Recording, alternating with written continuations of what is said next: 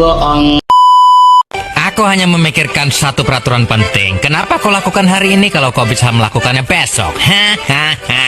Few moments later.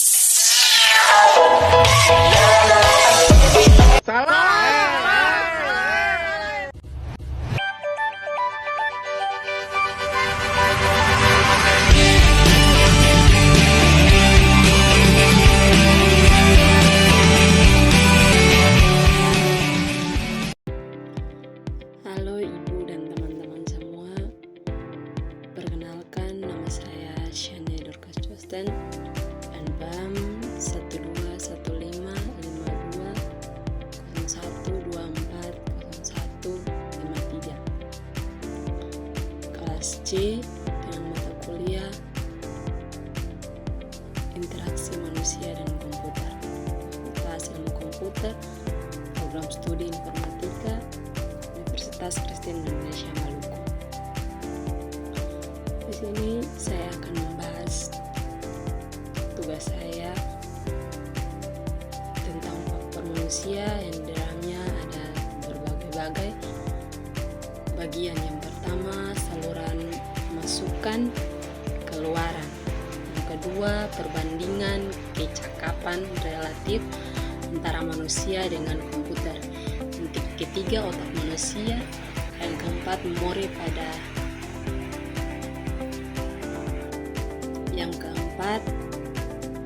memori pada ACI atau Human Computer Interaction, yang artinya interaksi manusia dan komputer.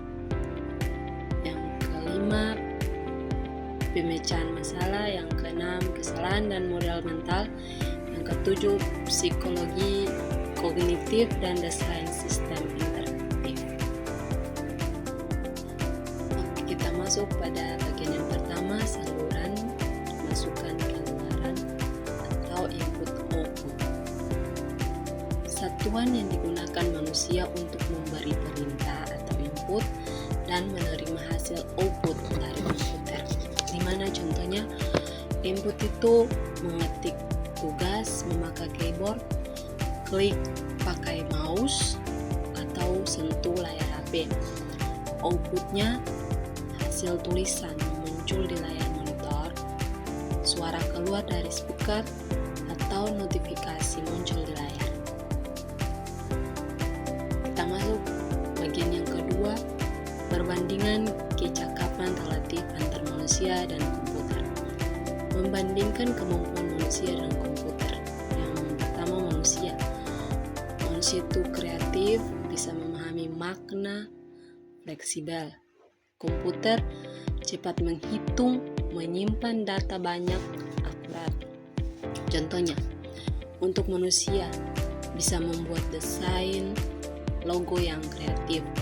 Kalau untuk komputer bisa menghitung ribuan angka dalam waktu yang singkat, cepat, atau misalnya menghitung nilai rata-rata kelas. Kita masuk pada bagian yang ketiga, otak manusia. Otak manusia membahas bagaimana otak bekerja saat menerima dan memahami informasi, berpikir dan mengambil keputusan saat menggunakan komputer. Misalnya contoh, saat melihat ikon gambar tempat sampah di komputer, otak kita langsung tahu itu berarti menghapus file. Kita masuk pada bagian yang keempat, memori pada ACI atau Human Computer Interaction. Tentang ingatan atau memori manusia berpengaruh pada saat menggunakan komputer atau aplikasi. Untuk memori jangka pendek, ingat sebentar. Kalau untuk memori jangka panjang, ingat lama. Maka desain harus mudah diingat agar pengguna tidak bingung. Contohnya, mengingat password akun dan mengingat letak menu aplikasi. Misalnya, tahu tombol kirim di WhatsApp ada di pojok kanan.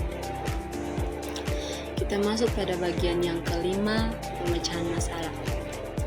Cara manusia menyelesaikan masalah saat menggunakan komputer atau aplikasi. Contohnya, jika internet tidak jalan, pengguna mencoba berbagai hal. Yang pertama itu cek kuota. Kalau kuotanya masih ada, pasti internetnya jalan. Tapi kalau kuotanya tidak ada, berarti internetnya tidak jalan atau lelah. Yang kedua, nyalakan ulang HP. Kalau jaringan tidak stabil, itu bisa terjadi HP juga, jadi nyalakan ulang HP-nya. Yang ketiga, aktifkan mode pesawat, lalu matikan lagi. Kita masuk pada bagian yang keenam, kesalahan dan modal mental. Yang pertama, kesalahan yang dilakukan pengguna saat memakai sistem. Untuk modal mental, gambaran dalam pikiran pengguna tentang cara kerja sistem, dan sistem harus dibuat mudah dipahami supaya tidak banyak kesalahan. Untuk contohnya, untuk kesalahan, salah klik tombol hapus padahal ingin menyimpan. Biasanya kita pengguna kalau membuat dokumen, kita salah klik, padahal tujuan kita mau menyimpan dokumennya, tapi salah tekan untuk menghapus. Modal mentalnya, pengguna mengira tombol X berarti keluar tanpa menyimpan, padahal di aplikasi tertentu bisa menghapus data. Kita masuk pada bagian yang ketujuh, psikologi kognitif dan desain sistem interaktif. Mempelajari bagaimana cara manusia berpikir dan memahami informasi, lalu digunakan untuk mendesain sistem atau aplikasi yang mudah digunakan. Contoh, tombol warna merah dipakai untuk hapus karena mudah dikenali sebagai tanda bahaya. Kedua, ikon gambar telepon dipakai untuk menelepon karena mudah dipahami pengguna. Ya, contohnya di aplikasi di HP ada ikon telepon, sudah tergambar telepon itu, jadi banyak pengguna yang cepat memahami kalau itu ikonnya untuk menelepon. Dan ini sumber-sumber yang saya dapatkan informasi tentang tugas saya interaksi manusia dan komputer.